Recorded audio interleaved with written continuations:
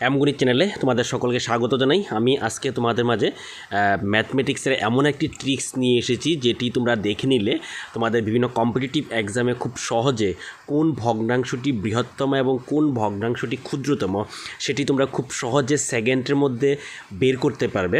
তার জন্য আমরা তোমাদের মাঝে আজকে এই ম্যাট্রিক্সটি আমি নিয়ে এসেছি। তো আজকে আমি এখানে কোশ্চেনটি লিখে রেখেছি যে কোন ভগ্নাংশটি বৃহত্তম হবে। এখানে 4টি অপশান দেওয়া হয়েছে। এই 4টি অপশানের মধ্যে থেকে সেকেন্ডের মধ্যে তোমরা বলতে পারবে যে এখানে কোন ভগ্নাংশটি বৃহত্তম হবে। তার জন্য তোমাদের এই ভিডিওটি সম্পূর্ণটি দেখতে হবে।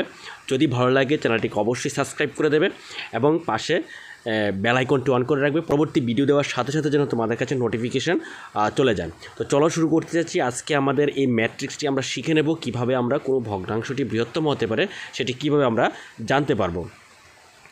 তো এখানে প্রথমেই আমাদের অপশান এর মধ্যে দেওয়া আছে 13/15, অপশান বি এর মধ্যে দেওয়া আছে 23/25, অপশান সি এর মধ্যে দেওয়া আছে 27/29, অপশান ডি এর মধ্যে দেওয়া আছে 29/31। এখানে আমরা দেখতে পাচ্ছি প্রত্যেকটি ভগ্নাংশের লব এবং হরের মধ্যে, আমরা জানি ভগ্নাংশের লব উপরেরটাকে বলে, উপরে থাকে লব এবং নিচে থাকে হর।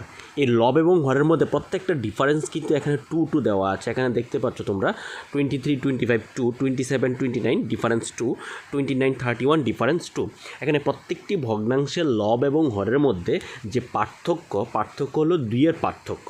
তো যদি 2-এর পার্থক্য, যেহেতু প্রত্যেকটা ভগ্নাংশের লব এবং হরের পার্থক্য সেম, তাহলে যে ভগ্নাংশটি বৃহত্তম হবে সেটা হবে, এখানে ভগ্নাংশগুলির মধ্যে যে ভগ্নাংশটির লব সবচেয়ে বড় হবে সেই ভগ্নাংশটি এখানে বড় হয়ে যাবে। তাহলে এখানে সবচেয়ে বৃহত্তম যে ভগ্নাংশটি এর লব হলো সেটি হলো 29। তাহলে আমাদের বৃহত্তম ভগ্নাংশটি হবে 29/31।